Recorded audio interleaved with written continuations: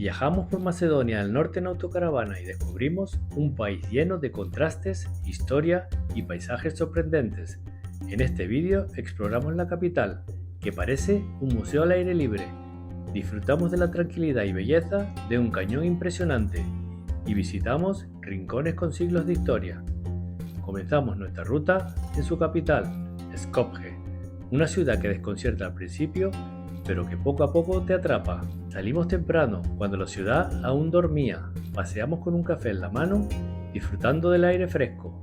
Ese momento único en el que las calles están vacías y todo parece tuyo, como si el día aún no hubiera comenzado. Cruzamos el río Vardar hacia el centro. A un lado, esculturas monumentales. Al otro, enormes veleros de madera anclados junto al río, como barcos piratas varados en medio de la ciudad. Son restaurantes y salas de fiesta. El puente que conecta ambas orillas es más que una estructura, es una galería al aire libre.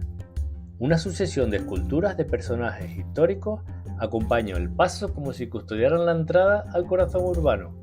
Debajo, justo en medio del río, una imagen que rompe con la solemnidad, una mujer lanzándose al agua, un gesto de libertad que contrasta con la rigidez de las demás figuras. Las esculturas están por todas partes, en puentes, rotondas y plazas. El estilo, una mezcla de neoclásico, barroco y kitsch, alcanza su clímax en la plaza central, dominada por una estatua colosal de Alejandro Magno a caballo, de más de 20 metros. Erguido sobre una fuente de múltiples chorros, la llaman el guerrero a caballo, aunque no hay duda de quién es. Alejandro, nacido en estas tierras, es símbolo de un pasado glorioso y orgullo nacional. Aquí aparece heroico, en pleno galope, rodeado de relieves que narran sus conquistas. Para algunos es una obra grandiosa, para otros excesiva, pero todos se detienen a mirarla. Un poco más allá, su padre, Filipo II, también tiene su espacio. Fue él quien unificó las ciudades-estado griegas y allanó el camino a las hazañas de su hijo. No muy lejos, una escena diferente, mujeres amamantando. Es la fuente de Olimpia, madre de Alejandro, rodeada por figuras femeninas que simbolizan fertilidad y linaje. Rinde homenaje al papel de la mujer en la transmisión del poder. En torno al Teatro Nacional, otras esculturas humanizan el paisaje. Un escritor pensativo, una actriz ilusionada, una pareja de actores bailando, un arpista. Escenas cotidianas que acercan el arte a la gente y aportan calidez al entorno. Entre estas figuras destaca una particularmente conmovedora, un grupo de niños judíos en bronce, representando la infancia perdida durante el Holocausto. Seguimos hacia el Arco de Triunfo, decorada con relieves históricos junto al cual se sienta la figura del Dr. Hristo Tatarchev, líder de la Revolución Macedonia. Desde allí llegamos a un rincón especial, la Casa Memorial de Madre Teresa de Calcuta. Nacida aquí, en Skopje, este espacio luminoso honra su legado con humildad y sencillez. Frente al Parlamento, un pequeño parque reúne esculturas de figuras clave en la historia del país, deportistas, soldados o políticos. Entre ellas, una escena notable, los fundadores del primer partido político macedonio, sentados alrededor de una mesa, como si aún debatieran el futuro del país. Al cruzar hacia el casco antiguo, la ciudad cambia de piel. Las calles se vuelven empedradas, las fachadas más bajas, las tiendas más pequeñas. Entramos en el Old Bazar, uno de los más antiguos de los Balcanes, donde se respira la herencia otomana. Visitamos la mezquita Isa Bey, de 1438. El interior es sobrio y recogido, el exterior un cementerio silencioso que guarda siglos de historia. Hicimos una pausa para desayunar un kavalti, tradicional desayuno turco, legado vivo del pasado otomano que sigue presente en la vida diaria. Aquel día era festivo y el bazar se mostraba más tranquilo de lo habitual, lo que le daba un encanto especial. Paseamos sin prisa, descubriendo patios escondidos, inscripciones, minaretes entretejados y una pequeña tienda de zapatos típicos hechos a mano, con diseños que reflejan la artesanía local. Muy cerca, el mercado local, nada turístico, solo puestos con fruta fresca, queso, calzado, herramientas, un ambiente auténtico donde se respira el día a día. Skopje es una ciudad de contrastes. Tras el terremoto de 1963, muchas plazas y edificios fueron reconstruidos. Sin embargo, la falta de mantenimiento y la basura en las calles contrastan con su ambición monumental. Terminamos el día con una cena tradicional macedonia, carne a la parrilla y otra especialidad local en salsa de yogur cremosa y llena de sabor.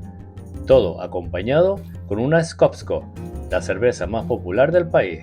Al día siguiente dejamos atrás la ciudad y nos dirigimos al cañón Matka, uno de los paisajes más impresionantes de Macedonia del Norte, situado a solo media hora de Skopje.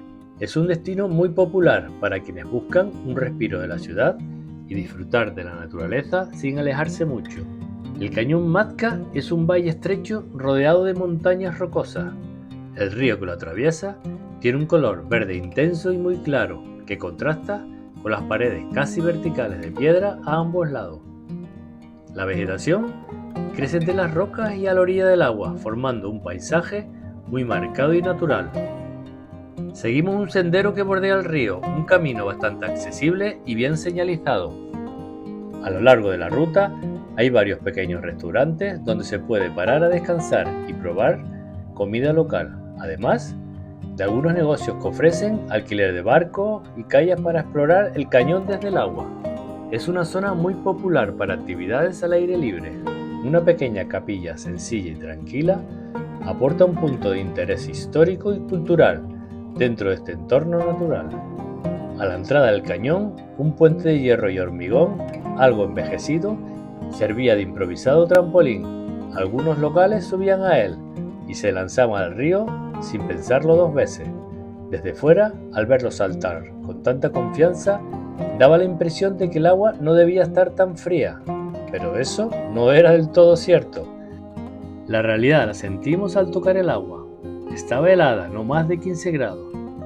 No es casualidad, el río se alimenta de fuentes subterráneas y de corrientes que bajan desde las montañas, lo que mantiene su temperatura baja durante todo el año.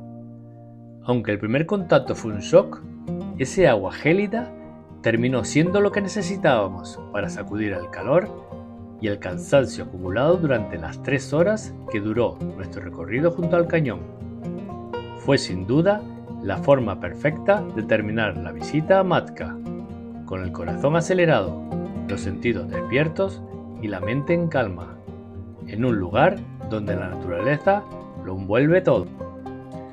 De camino a Ohrid hicimos una breve parada en Tetovo. A primera vista, la ciudad no parece tener mucho que ofrecer al viajero casual, pero guarda un tesoro que por sí solo justifica el desvío: la mezquita pintada, conocida como el Jamia de Pashesh. Desde el exterior ya resulta llamativa, con una fachada cubierta de colores y detalles, pero es al cruzar el umbral cuando todo cobra sentido. Su interior está totalmente cubierto de motivos florales, geométricos y caligráficos. Parece una fusión entre arte islámico y un jardín onírico. Fue una visita breve, sí, pero imposible de olvidar. Con esa imagen aún en la retina, retomamos la ruta hacia Ohrid, con la intención de pasar la noche en un camping. Queríamos algo sencillo, natural, frente al lago, pero el camping que encontramos consistía en casetas fijas, apiñadas unas a otras y sin espacio real para autocaravanas, ni rastro de la libertad que imaginábamos. Afortunadamente, el plan frustrado dio paso a uno mejor. Descubrimos un aparcamiento junto al lago, con vistas despejadas y una pequeña playa a solo unos pasos.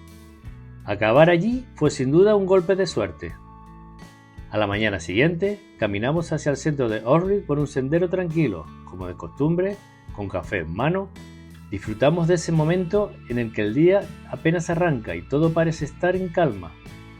Al llegar, atravesamos las murallas que marcan la entrada al casco antiguo y comenzamos nuestro recorrido cultural en el monasterio de Plosnik.